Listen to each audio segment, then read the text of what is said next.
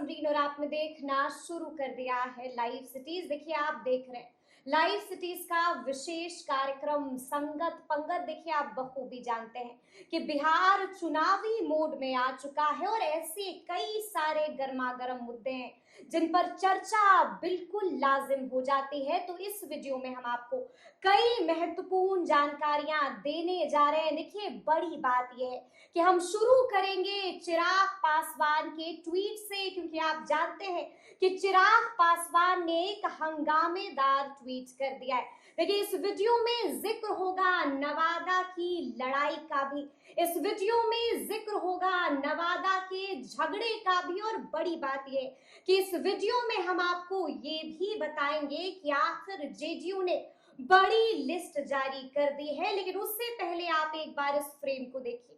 देखिए इस फ्रेम में आपको मेरे साथ एक तरफ नजर आ रहे होंगे सीनियर जर्नलिस्ट ज्ञानेश्वर जी, वहीं आपको दूसरी तरफ फ्रेम में नजर आ रहे होंगे हमारे सहयोगी आलोक। तो आइए फिर इस गर्मा गर्म चर्चा की शुरुआत करते हैं। शुरू करेंगे हम लोग बिहार के हॉट टॉपिक चिराग पासवान से। सबसे पहले ज्ञानेश्वर जी हम आपसे जानना चाहेंगे कि चिराग पासवान ने एक बार फिर से धमाकेदार ट्वीट कर दिया है, साफ साफ लिख दिया है कि न जाने हमारा बिहार कितनी हत्याओं का भेंट चढ़ेगा। इस ट्वीट को आप कैसे डिकोड कीजिएगा? देखिए समरीन जी, चिराग पासवान की हम बात करें तो देखिए मन और मस्तिष्क दोनों में दो चीजें हैं। मन में कुछ और है, मस्तिष्क में कुछ और है। बोलना कुछ और है, करना कुछ और है।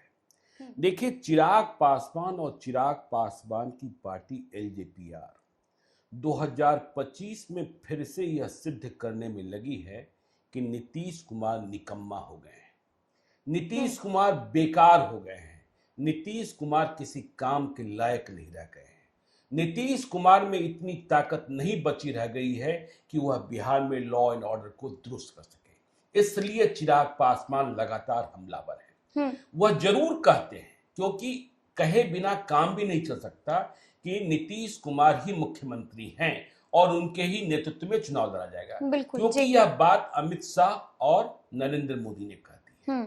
लेकिन मन से चिराग पासवान को नीतीश कुमार कबूल नहीं है। यानी कि आप कह रहे हैं कि अभी भी कबूल नहीं हुआ है। नहीं है जी, है ना? हाँ। और यह भी सही है कि चिराग पासवान की इतनी बड़ी ताकत नहीं है कि वह 243 विधानसभा क्षेत्रों में चुनाव लड़ ले। ठीक है, तो इतने बड़े भी नहीं हो गए।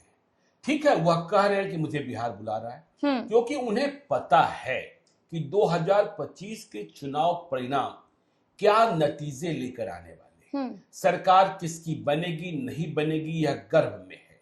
लेकिन जो वैकेंसी हो रही है, लालू यादव चुनाव नहीं लड़ सकते, लालू यादव का जीवन काल कितने दिनों का, नीतीश कुमार यदि गाहे बेगाहे मुख्यमंत्री बन भी जाते हैं तो इसी कार्यकाल में वह रिटायर होंगे। तो फिर यहाँ जो रिक्ति होगी नए नेतृत्व की, उसमें तेजस्वी यादव, चिराग पासवान, प्रशांत किशोर, सम्राट चौधरी, तो इस दौर से चिराग पासवान पीछे नहीं छूटना चाहते हैं। तो सबसे बड़ी बात यह है, तो हमने कहा कि 243 में वह लड़ने की क्षमता नहीं रखते, लेकिन यह बात मेरी समझ से परे है कि चिराग पासवान को रोकने की कोशिश क्यों नहीं की जा रही है, चिराग पासवान को बीजेपी रोक क्यों नहीं रही है, चिराग पासवान इतने हमलावर हैं, क्या यह बात बीजेपी को अच्छी लग रही है? क्या चिराग पासवान इतने बेकाबू हो गए हैं कि उन्हें अमित शाह और नरेंद्र मोदी भी नहीं रोक सकते हैं? तो यह बात समझनी होगी कि क्या नीतीश कुमार के खिलाफ एक और साजिश शुरू हो गई है? नीतीश कुमार के खिलाफ वैसी ही साजिश जैसी साजिश 2020 में। और इस बात को भी समझना होगा कि क्या चिराग पासवान और प्रशांत किशोर भीतर से मिले हुए हैं। देखिए आज भी मेरा मानना है कि चिराग पासवान जितना बोल रहे हैं, जिसके कारण बिहार सरकार की फजीयत हो रही है, चिराग पासवान को अमित शाह, चिराग पासवान को नरेंद्र मोदी रोक सकते थे जी, लेकिन रोका नहीं जा रहा है। तो नीतीश कुमार की फजीयत पर फजीयत। और यह बात भी समझ से परे है कि चिराग पासवान बोल रहे हैं और जेडीयू के बड़े नेता, बिल्कुल, बड़े नेता से मतलब होता है ललन सिंह और संजय झा, वे जवाब नहीं दे रहे हैं, वे जवाब नहीं दे रहे हैं। ललन सिंह जवाब नहीं दे रहे हैं, संजय झा जवाब नहीं दे रहे हैं, विजय चौधरी जवाब नहीं दे रहे हैं, अशोक चौधरी जवाब नहीं दे रहे हैं। नीतीश कुमार के बाद यही चार नेता। और आपको वह प्रकरण भी याद होगा जब इंडिया टुडे के कॉन्क्लेव में अमित शाह ने कहा था कि बिहार में मुख्यमंत्री कौन होगा यह चुनाव के बाद विधायक दल तय करेगा। तब जेडीयू ने अपने ऑफिशियल हैंडल पर क्या लिखा था, ट्वीट कर जब दिया बिहार की जब बात बिहार की तो नाम सिर्फ नीतीश कुमार का हो। हाँ। तो आप नीतीश कुमार को लेकर इतने संजीदगी में रहते हैं और चिराग पासवान आपके नेता को निकम्मा, बेकार, रिटायर सब कुछ साबित करने में लगे हैं। उनके जो सांसद हैं जी, और वह जाति से वैश्य हैं, राजेश वर्मा, वह भी कह रहे हैं कि गठबंधन में रहने का मतलब यह नहीं है कि गलत पर हम चुप रहें, हत्याएं हो रही हैं तो हमें बोलना होगा। और देखिए कल बिहार के डिप्टी सीएम विजय कुमार सिन्हा ने भी दबी जुबान से, वह चिराग पासवान की तरह नहीं बोले, लेकिन बिहार पुलिस को कटघरे में खड़ा कर दिया। और इस बात को आपको समझना होगा, हत्याएं तो हो रही हैं। बिल्कुल, देखिए आज भी पटना में हत्याएं हो गई, वकील को मारा गया, कभी वकील, कभी शिक्षक, कभी कारोबारी। तो देखिए मैं तो यह मानता हूं क्योंकि मैंने पिछले 35 वर्षों से अपराध की रिपोर्टिंग की है और इस बात से मैं पूर्णतः सहमत हूं कि किसी भी प्रदेश में, देश में अपराध शून्य नहीं हो सकता है। लेकिन जब लगातार हत्याएं हो तो सवाल बनता है, लेकिन चिराग का भी सवाल यहाँ पर जायज है। चिराग का सवाल जायज है, बिल्कुल। लेकिन आप किससे सवाल कर रहे हैं? आप तो तेजस्वी यादव से ज्यादा तीखे सवाल पूछ रहे हैं। आप विरोधी दल के नेता की तरह बात कर रहे हैं, ठीक है ना? तो आपका सवाल बिल्कुल वाजिब है और पुलिस पर सवाल उठना भी चाहिए। बिल्कुल। देखिए गोपाल खेमका की हत्या हुई, गोपाल खेमका की हत्या के बाद आपने अपराधियों को भी पकड़ लिया, चलिए इतना सही है, लेकिन आप कोई खौफ पैदा नहीं कर पाए। यदि खौफ पैदा होता तो दूसरे अपराधी हत्या नहीं करते। उन्हें लगता कि पुलिस हमारे पास आ सकती है, पुलिस हमें सजा दिला सकती है, पुलिस हमें मुठभेड़ में मार सकती है, लेकिन यह खौफ नहीं। और इसका परिणाम है कि रोज हत्याएं हो रही है। और जहां तक चिराग पासवान की बात है समरीन जी, आपको याद होगा कि पिछले दिनों जेडीयू के कार्यालय में नरेंद्र मोदी प्रवेश कर गए थे। बिल्कुल, किस तरीके की पोस्टर लगी वहां, पहली बार ऐसा हुआ, पहली बार कि नरेंद्र मोदी और नीतीश कुमार साथ। और जब इस पर मीडिया ने सवाल पैदा किया तो अगले दिन बीजेपी के कार्यालय में नीतीश कुमार पहुंच गए, वहां भी तस्वीरें लग गई। लेकिन एलजेपीआर में लगी क्या? एलजेपीआर में लगी क्या? एलजेपीआर में नहीं लगी, क्योंकि नरेंद्र मोदी के हनुमान है चिराग पासवान, लेकिन नीतीश कुमार की कुछ भी नहीं। हम में भी नहीं लगी। हाँ नहीं, ठीक है, हम में नहीं लगी, लेकिन तीसरा जो सबसे महत्वपूर्ण घटक दल है वहां तो नहीं लगा। और देखिए चिराग पासवान लगातार वैसे जिलों में जा रहे हैं, वहां सभाएं कर रहे हैं। 19 जुलाई को वह ललन सिंह के मुंगेर में, आपको एयरपोर्ट लॉन्च की घटना का स्मरण हमने कराया ही है, हमने ऑफ कैमरा कहानी बताई है आपको। तो चिराग पासवान की पूरी ताकत लगी हुई है कि 19 जुलाई को मुंगेर में ताकत दिखा रही है। मुंगेर में किसको आप ताकत दिखा रहे हैं? मुंगेर में किसको ताकत दिखा रहे हैं? तो मुंगेर में आप ललन सिंह को ताकत दिखा रहे हैं। और हमारी नई जानकारी यह है कि 26 जुलाई को गया में जीतन राम मांझी को ताकत दिखाएंगे। जीतन राम मांझी और चिराग पासवान में क्या रिश्ते, यह भी आपको पता है। और देखिए किस किस मोर्चे पर कहां कहां किसकी तैनाती कर रहे हैं चिराग पासवान। जमालपुर विधानसभा क्षेत्र, जमालपुर विधानसभा क्षेत्र में हुलास पांडे की ड्यूटी लगा दी गई। हुलास पांडे को प्रभारी बना दिया गया। तो हुलास पांडे और ललन सिंह आपस में भिड़ जाए तो पूरे तौर पर टकराव। और यह बात समझ में नहीं आ रही है कि क्यों ललन सिंह और संजय झा नीतीश कुमार की इतनी बेइज्जती पर चुप बैठे हैं, इतनी बेइज्जती पर चुप बैठे हैं। क्या माजरा है? क्योंकि आज की तारीख में यदि नीतीश कुमार जेडीयू गठबंधन में है तो चिराग पासवान की पार्टी एलजेपीआर को 20 से 25, इससे अधिक सीटें नहीं मिल सकती है। वह 25 से 30 की बात कर रहे हैं। यह भी खबर आ रही है कि अगले महीने मंत्रिमंडल का विस्तार हो सकता है और चिराग पासवान का कद कुछ बढ़ सकता है। लेकिन सब कुछ सही है, कद बढ़ेगा, बातें होंगी, लेकिन अमित शाह और नरेंद्र मोदी चिराग पासवान को मना नहीं करेंगे। तो एक और अमित शाह और नरेंद्र मोदी कह रहे हैं, चिराग पासवान भी कह रहे हैं कि नहीं, नेता तो नीतीश कुमार ही हैं। बिल्कुल। और फिर गठबंधन की मजबूरियां भी गिना देते हैं चिराग पासवान, और इसके साथ ही इतने हमलावर होते हैं जितना हमलावर विपक्ष नहीं है। देखिए, तेजस्वी यादव विरोधी दल के नेता हैं, वह बोलेंगे, लेकिन जब घर का कोई व्यक्ति कहेगा कि जो हमारे घर का मुखिया है वह अपराध पर नियंत्रित नहीं कर सकता है, घर की रखवाली नहीं कर सकता है, तो फिर क्या होगा आप समझती हैं। लेकिन चिराग पासवान का अगर हम थोड़ा सा मिजाज देखें तो चिराग पासवान अक्सर सही को सही और गलत को गलत करते हैं। इससे पहले भी हमने देखा है कि चाहे फिर वो लैटरल एंट्री का मामला हो या फिर बीपीएससी वाला मैटर हो या फिर लॉ एंड ऑर्डर वाला मैटर हो, चिराग पासवान का ये मिजाज रहा है कि सही को सही बोल देते हैं। कौन राजनेता है जो अपने मिजाज को सही नहीं कहता है। आज तेजस्वी यादव कह रहे हैं डोमिसाइल लागू होना चाहिए।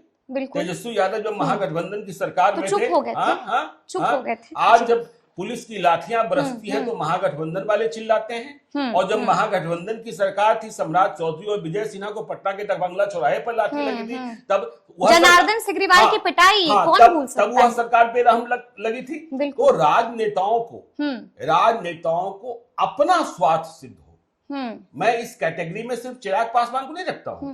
आपको याद है ना कि नीतीश कुमार ने बिहार विधान परिषद के भीतर क्या कहा था, और इसके बाद नरेंद्र मोदी ने क्या कहा था, फिर तेजस्वी यादव ने क्या कहा था, और फिर दोनों कैसे मिले। भाई आपको देखिए, एक निवेदिता सिंह आती हैं, रोने लगी थी। और आज नीतीश कुमार भाई गार्जियन है, विकास पुरुष है, सब कुछ है। तो चिराग पासवान पॉपुलर है, इसमें कोई शक नहीं। वह बिहार की उम्मीद हो सकते हैं। बिहार के यूथ सबसे ज्यादा फोटोजेनिक है, और कहीं चले जाइए सबसे ज्यादा सेल्फी लेने वाले लोग चिराग पासवान के साथ होते हैं। संभालना मुश्किल होता है। लेकिन ये सच है कि आज की तारीख में वह 243 पर नहीं लड़ सकते हैं। 243 पर लड़ने की हिम्मत न जेडीयू को है, न बीजेपी को है, न आरजेडी को है। वह तो प्रशांत किशोर कह रहे हैं कि 243 पर हम लड़ेंगे। इसके लिए भी जिगरा चाहिए। लेकिन अब हम दूसरे मौजू पर बातचीत करेंगे। देखिए, अब जिस मौजू पर हम बातचीत करेंगे वो जेडीयू से जुड़ी हुई है। आलोक, आपको भी मालूम है कि बीते दिन जेडीयू ने भी एक लिस्ट जारी कर दी थी, प्रभारियों की सूची जारी कर दी थी। इसको कैसे देखते हैं? मैं इस पर पहले कर दूं, क्योंकि विषयांतर हो रहा है। बिल्कुल, प्रभारियों की लिस्ट की बात नहीं है। देखिए, सोशल मीडिया पर एक लिस्ट वायरल हुई जिसमें यह कहा गया कि 109 विधानसभा क्षेत्रों की सूची तैयार कर ली है जेडीयू ने, और इन्हीं विधानसभा क्षेत्रों में जेडीयू के उम्मीदवार होंगे। तो यह बताया गया कि जेडीयू ने 109 विधानसभा क्षेत्रों में चुनाव लड़ने का फैसला कर लिया, और वह बड़ा भाई बन गया। देखिए, इसमें कहीं कोई शक नहीं कि जेडीयू ही बड़ा भाई होगा, चाहे सीट 1 अधिक हो, चाहे सीट 2 अधिक हो। यदि नीतीश कुमार के खिलाफ कोई साजिश नहीं हो गई तो, और साजिश में अपने लोग मिल गए, नहीं मिले तो हाँ। लेकिन वह जो लिस्ट है, हमने कल ही कहा था कि वह लिस्ट फर्जी है। देखिए, लोग तेजी से वायरल कर देते हैं। जब हमने वो लिस्ट देखा तो हमने देखा उसमें हरनौत ही नहीं है कि जेडीयू लिस्ट तैयार करे और नीतीश कुमार अपने गृह क्षेत्र को छोड़ दे जहां से उनकी राजनीति ने जन्म लिया, वह नालंदा को छोड़ दे जहां श्रवण कुमार, वह धमदाहा को छोड़ दे जहां लेसी सिंह चुनाव लड़ती हैं, तो वह लिस्ट बिल्कुल फर्जी थी। अब आप आलोक जी से बात कर लीजिए। यानी कि फर्जी लिस्ट वायरल। बात तो सही है जी। जहां पर 109 सीटों की जो बात हुई, जो उन्होंने कहा, बात सही है। जेडीयू के ऐसी बहुत सारी सीटें थी, ठीक है, कुछ सीटों पर अदला बदली होगी, वो तो अलग बात है, वो तो विषयांतर की बात है। कुछ सीटों पर ऐसी जगह होगी जहां पर जेडीयू के उम्मीदवार है वो लोजपा के खाते में चली जाएगी, या अगर साथ रहेगी तो, या बीजेपी के पास चली जाएगी, या कुछ सीटों पर जहां बीजेपी के हैं वहां जेडीयू को चली जाएगी। लेकिन अभी से ही लिस्ट वायरल कर देना है, क्योंकि अभी हकीकत मायने में देखा जाए तो अभी सीटों का बंटवारा एनडीए में नहीं हुआ है। अभी तो क्वांटिटी की ही बात हो रही है। कौन किस सीट पर लड़ेंगे ये तो खैर अभी विषय से बहुत दूर की बात है। अभी जेडीयू में और एनडीए में जो लेटेस्ट अपडेट है, सीटों का बंटवारा नहीं हुआ है। जहां तक बात आपने की प्रभारियों की। तो ठीक है, प्रभारियों की लिस्ट पहले भी जारी हुई थी, उसमें से कुछ लोग अभी आपको मालूम होगा, हम भीतर की खबर आपको बताते हैं, जब आयोग का और विभिन्न बोर्डों का गठन हुआ था तो काफी हंगामा हुआ था। जिन लोगों की इच्छा थी कि कुछ ना कुछ पद मिले, क्योंकि लोग अपनी कैपेसिटी को भी जानते हैं, मुझे टिकट तो नहीं मिल पाएगा, कम से कम बोर्ड में आयोग में जगह मिले, कोई जेंट्स हो लेडीज हो कोई भी हो, कार्यकर्ता है जो, अब उन्हें जगह नहीं मिली थी। इससे नाराज होकर कुछ लोगों ने साफ साफ प्रदेश अध्यक्ष से जाकर कह दिया था कि मुझे वहां से जो प्रभारी का पद दिया गया है, ये प्रभारियों की सूची मार्च में ही जारी हो गई थी, कई बार डिजिटल मीटिंग भी हो चुकी है। अच्छा, क्यों ये लिस्ट पहली बार जारी नहीं हुई है? मैं करेक्ट कर दूं, ये लिस्ट दूसरी बार जारी हुई है इसी साल में, इसलिए क्योंकि कई लोगों ने साफ साफ जाके कह दिया था कि आप मुझे पद मुक्त कर दीजिए, वहां वाला प्रभारी वाला मैं यानी कि उमेश कुशवाहा को कह दिया। उमेश कुशवाहा हाँ सामने जाके कह दिया था। कुछ विवाद हुआ था उसके बारे में ज्ञानेश्वरी को मालूम है, कुछ विवाद भी प्रदेश अध्यक्ष के चैम्बर में हुआ था, कुछ सीन क्रिएट हुआ था। खैर उस वक्त मीडिया के लोग नहीं थे, मेरे पास कोई तथ्य नहीं है तो मैं ज्यादा नहीं बता सकता हूँ, लेकिन इसलिए कि पार्टी की किरकिरी ना हो, कई ऐसे लोग हर पार्टी में होते हैं, नाराजगी तो होती ही होती है, सभी को सब नहीं दे पाएंगे, 243 सीट ही हैं, ना आरजेडी सबको सब कुछ दे पाएगी, उनको भी गठबंधन के तहत कुछ सीटें मिली हैं,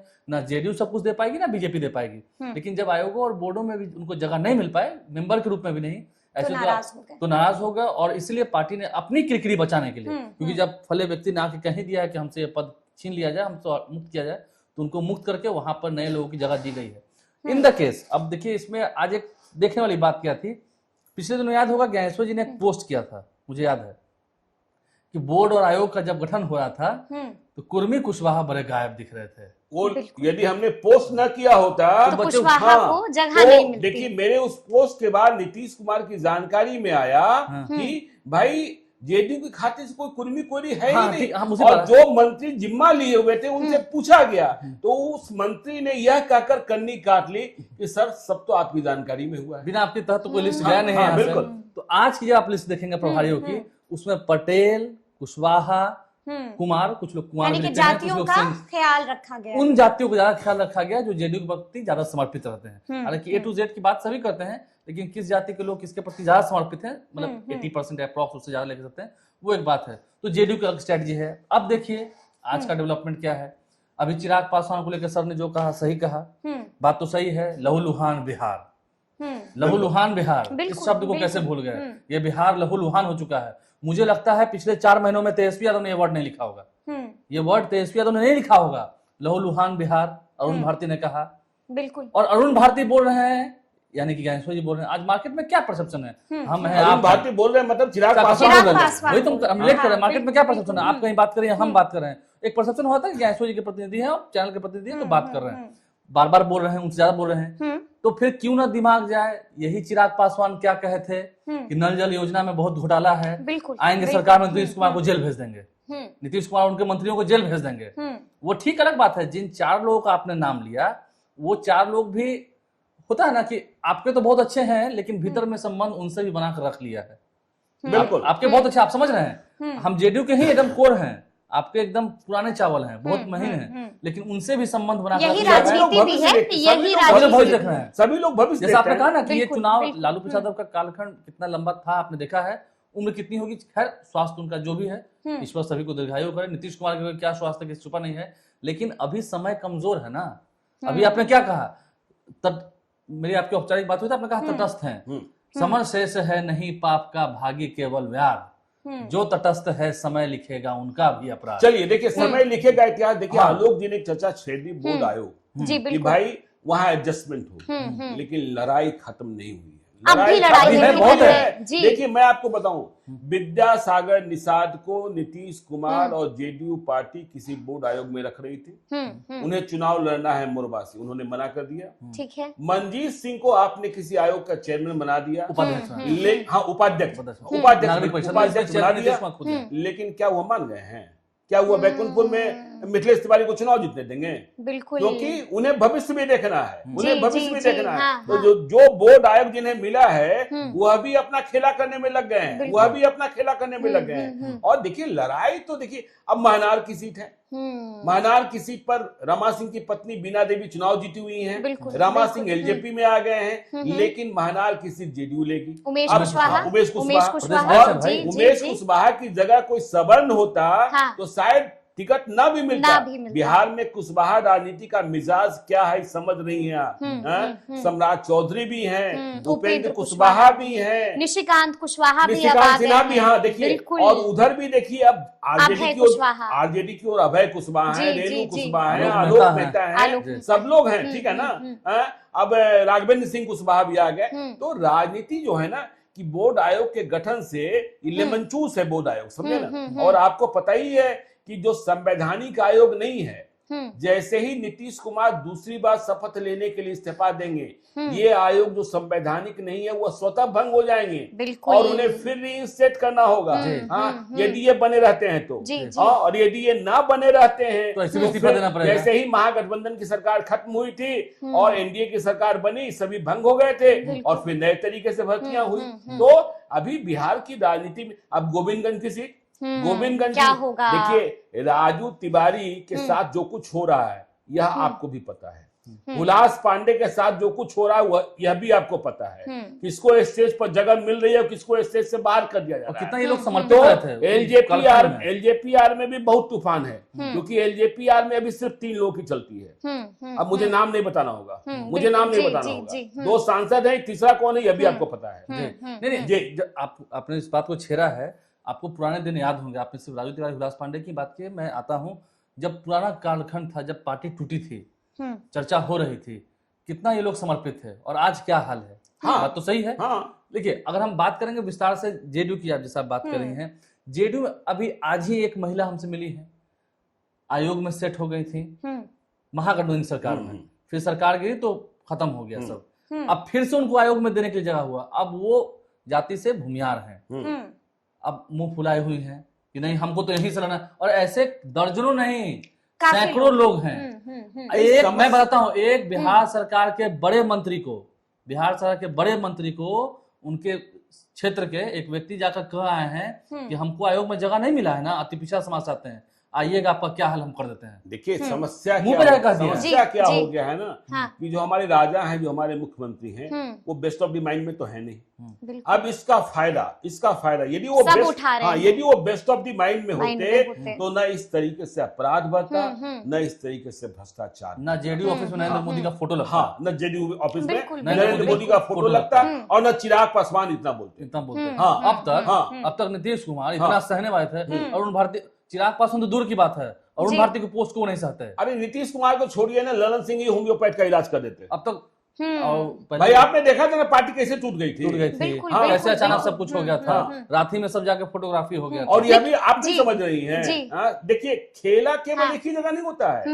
नरेंद्र मोदी के हनुमान भी हैं, लेकिन पशुपति पारस का दिल्ली वाला बंगला अभी नहीं खाली हुआ है, एक्सटेंशन मिलता चला जा रहा है। तो बीजेपी भी जो है ना, दोनों तरफ अपना वो तो तौलते रहती है ना कि नीतीश कुमार का स्वास्थ्य कैसा, चिराग पासवान का वजन कितना, नीतीश कुमार को कब कम करना है, कब अधिक करना है, साथ रखना है, नहीं रखना है जी।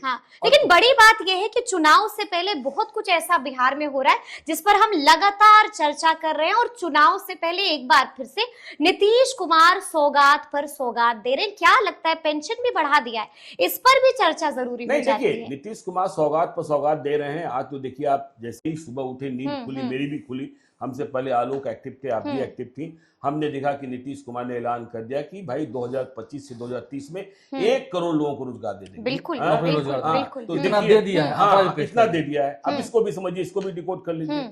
अभी नरेंद्र मोदी और अमित शाह ने और बीजेपी ने नहीं कहा कि 2025 से 2030 के मुख्यमंत्री नीतीश कुमार ही हैं, नहीं कहा, लेकिन नीतीश कुमार ने स्वयं मान लिया, स्वयं मान लिया। बेटे ने भी कबूल लिया था। बेटे ने तो कहा कि भाई अमित शाह अंकल बोल के गए, तो कान में बोल के गए थे, सामने से क्यों नहीं बोल दे रहे हैं? कान में बोल के गए थे, तो सामने से बोल देना, और यहाँ तो भाई कुछ तो आज यदि 1 करोड़ की बात थी, रोजगार बिहार का कितना बड़ा मुद्दा होता है, यह बात सुबह सुबह एक्स हैंडल पर या आप क्या लिखते, यदि Nitish Kumar best of the mind में होते तो इतने बड़े समारोह में संभव था कि 18 जुलाई को जब प्रधानमंत्री आ रहे हैं तो नीतीश कुमार डंके की चोट पर कहते। और नीतीश कुमार की टीम कैसी है यह भी आज हमने अपने पोस्ट के माध्यम से बताया था कि नीतीश कुमार जो सामाजिक सुरक्षा का पेंशन बढ़ा है उसके लिए लोगों के पास कॉल जा रहे हैं, उनके रिकॉर्डेड कॉल, तो उसका जो ट्रू कॉलर पर शायद मेरे पास भी आया हो लेकिन वो दिखा रहा है पोटेंशियल फ्रॉड। उठाएगा ही नहीं। ये बड़ा ब्लंडर है। ये क्या टीम कर रही है, क्या टीम कर रही है, क्या कर रहा है इनका आईपीआरडी? ये तो दैनिक जागरण के पत्रकार हैं कंचन किशोर, जिन्होंने वह लगा दिया और उसके बाद हमने लिख भी दिया आपने। इनकी टीम तो पता नहीं इनका विभाग सरा गला है क्या है, कुछ कह नहीं सकते। और नीतीश यानी कि चाहता क्या है समझ नहीं आता है। जब आप अपने आपे में नहीं रहेंगे तो फिर वही होगा जो हम लोग चाहेंगे, जो बिल्कुल जो इर्द गिर्द वाले चाहेंगे जो तेजस्वी यादव कहते रहे हैं। इस बात को तो बल इससे मिलता है ना। हाँ, लेकिन एक बात ये भी है, अगर उस पार्ट पे जा रहे हैं तो इस पार्ट पे भी आते हैं कि हाँ नीतीश कुमार में इतनी एबिलिटी अभी भी है, ठीक है, जिनके 24 घंटे होते हैं, 24 घंटे में से 5 घंटे 10 घंटे मैं तो आधे घंटे की बात कर रहा हूँ कि आधे घंटे में वो ठीक रहे तो महीने भर की राजनीति का अचानक क्यों बन जाते हैं आधे घंटे में। हाँ, लेकिन वह याद भी तो रहे बाद में, वह याद भी तो रहे बाद में। लेकिन एक मास्टर स्ट्रोक था जो आपने कहा, वो चाहते तो इसके लिए एक बड़ा मंच लगाते हो, जैसे जिस तरह से महिला संवाद द्वारा उन्होंने पेंशन का अनाउंस किया था, ये वो जानते होंगे या ठीक है क्योंकि राजनीति का पार्ट है तो आपस में लोग जानते हो कि अनाउंस होना है, इससे पहले कि कोई क्रेडिट ले लाओ हम ही क्रेडिट लेते हैं, वरना तो हम ही को है, तो हम ही करा रहे हैं। इसलिए उन्होंने अर्ली मॉर्निंग, इतनी अर्ली मॉर्निंग तो कभी कोई ट्वीट हुआ नहीं हुआ। ट्वीट होकर इतनी बड़ी घोषणा करना और इतनी बड़ी बात करना, सम्राट चौधरी ने भी उनका समर्थन किया। नहीं समर्थन तो करेंगे ही करेंगे, लेकिन उसको लेकर आज जितना बड़ा शोर हो जाना चाहिए था उतना शोर नहीं दिखा, उतना शोर नहीं दिखा। तो अब हम अंत मुद्दे पर बात करते हैं। तो अंत मुद्दा नवादा से जुड़ा हुआ है। नवादा में तो खूब झगड़ा लग गया है। देखिए, नवादा में तेजस्वी यादव ने दोस्त को दुश्मन बना लिया, दुश्मन को दोस्त बना लिया। मतलब राजवल्लभ यादव दुश्मन हो गए और कौशल यादव दोस्त हो गए। तो देखिए अब नवादा में क्या होगा। अब नवादा में रुपए की लड़ाई होगी। रुपए की लड़ाई? हाँ बिल्कुल रुपए की लड़ाई होगी। अच्छा। अब पहाड़ के खिलाफ बालू लड़ेगा, बालू के खिलाफ पहाड़ लड़ेगा, ठीक है ना। किसमें कितना दम है, हाँ किसमें कितना दम है, और दोनों को अपने विरोधियों के पास जाना होगा। पहले हमने लड़ाई मगध क्षेत्र में देखी। हाँ ठीक है ना। तो दोनों को अपने, कौशल यादव जिनसे वोट नहीं मांगते थे, जिनके पास जाकर लालू यादव और तेजस्वी यादव को गाली देते थे, अब उनके पास जाकर कहना होगा कि लालू यादव तेजस्वी यादव भगवान है। और विभा देवी यदि जेडीयू की हो जाती है, विभा देवी ने कल कितना कठोर पत्र लिखा। हम राजवल्लभ यादव का ही पत्र मानते हैं कि आपके लोगों ने, आपके साथ कुछ ऐसे लोग हैं जो समाज सुधारक, देखिए इशारा किस पर है यह सबको पता है। तो वह भारी धनराशि का मांग कर रहे थे। वह श्रवण कुशवाहा की बात भी कर दिए कि श्रवण कुशवाहा को भरी ट्रॉली के भीतर चुनाव के समय, टिकट के समय क्या भरा जाता है, कोई उसमें कपड़े, हाँ कोई कपड़े। तो देखिए अभी हमने एक पार्टी के नेताजी को सलाह दी, वो आजकल बड़ा डायमंड सेट और गोल्ड सेट गिफ्ट कर रहे हैं। अच्छा, ठीक है ना। जी। तो हमने कहा कि देखो भाई, गिफ्ट होता है, तो इस गिफ्ट को टिकट की कीमत मत समझो, ठीक है। हाँ, यह आरजेडी की कहानी नहीं है, यह आरजेडी की कहानी नहीं है, यह भी हम स्पष्ट करते। तो गिफ्ट को गिफ्ट समझो, उसकी कोई कीमत नहीं है। हाँ, जाकर तुम गांधी जी सौंप दो और कह दो कि जो अधिक कम है वह भी बाद में पूरा कर देंगे, तो हम समझेंगे कि आंशिक गारंटी मिल गई है। अच्छा, ठीक है ना। तो चलिए, तो नवादा की बात करें। तो नवादा में देखिए कौशल यादव अब नवादा लड़ेंगे। पहाड़ और बालू की लड़ाई, पहाड़ और बालू की लड़ाई होगी, किसमें कितना दम है। अब एक एक वोट की कीमत अब तक हम लोगों ने विधान परिषद के चुनाव में देखा है। राजवल्लभ यादव की जमीन खत्म नहीं हुई है और कौशल यादव की जमीन उजड़ी हुई रही है। 2020 में तीसरे स्थान पर चले गए थे, तीसरे स्थान पर चले गए थे, पत्नी भी हार गई थी, तो उन्हें नई जमीन सींचनी है, ठीक है ना। तो अब यह जमीन किससे सींची जाएगी? धन से। तो कौशल यादव लड़ेंगे नवादा, ये तो तय है। विभा देवी लड़ेंगी, बिल्कुल। हाँ, कौशल यादव को एक ही टिकट कंफर्म किया गया है। देखिए, जो इतना संशय है कि गोविंदपुर में पूर्णिमा यादव लड़ लेंगी, बिल्कुल आसान नहीं है। कामरान वहां से आरजेडी के एमएलए हैं, भले वह कल सभा में नहीं गए हों। राजनीतिक, स्थानीय राजनीति कुछ इतर भी होती है। तो कामरान पटना में, नालंदा में नवादा में इकलौते मुसलमान मिले। बिल्कुल बिल्कुल। और तेजस्वी यादव को पता है कि कामरान 2015 में निर्दलीय चुनाव लड़े थे और 32,000 वोट लाए थे। तो यदि तेजस्वी यादव टिकट न देने का साहस कर लेते हैं और कामरान खड़े हो जाते हैं तो मुसलमानों में ही कितना बड़ा विभाजन। बिल्कुल बिल्कुल। तो यहाँ मुसलमान का एक एक वोट आपको सहेजना है, सोच समझ करके देना है। जनसुराज भी है। हाँ, जनसुराज भी है। 40 नवादा की सभा में आप गई थी? नवादा की सभा, बिल्कुल। जहानाबाद में भी हमने देखा। अब देखिए रजौली में प्रकाश वीर को टिकट नहीं देंगे हाँ तेजस्वी यादव, क्योंकि प्रकाश वीर जो है वह राजवल्लभ यादव की पाठशाला के हैं। वहां किसको लड़ाया जाएगा इस पर फैसला होना है। अब देखिए बारसलीगंज में, नवादा में ही बारसलीगंज की सीट शायद राजद इस बार कांग्रेस को लड़ने के लिए न दे। तो अखिलेश सरदार की पत्नी अरुणा देवी वहां चुनाव जीती हुई हैं बीजेपी से। तो इस बार चर्चा है कि अखिलेश सरदार बनाम अशोक महतो की पत्नी, अशोक महतो चुनाव नहीं लड़ सकते, अनीता देवी को लड़ाया जाएगा। तो ठीक इसी प्रकार से जब देखिए यह समस्या खड़ी है कि गोविंदपुर की सीट कामरान से नहीं ली जा सकती है, तो कौशल यादव की नजर हिसुआ पर भी है। क्योंकि हिसुआ भी लड़े हैं, कौशल यादव हारे हैं। तो हिसुआ में क्या है कि हिसुआ में नीतू सिंह है, आदित्य सिंह के परिवार से कांग्रेस की मिले। तो आप कांग्रेस से लड़ने के लिए बारसलीगंज की सीट भी ले रहे हैं और आप हिसुआ भी ले लीजिएगा जो सिटिंग सीट है, नहीं ले पाइएगा, नहीं ले पाइएगा, ठीक है ना, नहीं ले पाइएगा। तो बारसलीगंज की सीट लेने में पहले संघर्ष होगा। वहां पिछले बार मंथन सिंह लड़े थे, ठीक है ना। अब देखिए वहां झगड़ा क्या है। अब झगड़ा समझिए कि श्रवण कुशवाहा को आपने लोकसभा चुनाव का लड़ाया, बिल्कुल हार गए। हाँ, लड़ाई मजबूत हुई, हाँ ठीक है, उसमें हार में विनोद यादव की भूमिका भी रही। लेकिन अब विधानसभा के चुनाव में श्रवण कुशवाहा सब चुनाव लड़ चुके हैं, अब तक जीत का स्वाद नहीं चखा है। लेकिन श्रवण कुशवाहा 2020 के चुनाव में विभा देवी के बाद दूसरे नंबर पर थे, कौशल यादव तीसरे नंबर पर थे। तो हमने बात कर ली नवादा की, हमने बात कर ली हिसुआ की, रजौली की, बारसलीगंज की, गोविंदपुर की। श्रवण कुशवाहा कहाँ? श्रवण कुशवाहा बिना चुनाव लड़े संतुष्ट नहीं होंगे। हाँ ठीक है ना।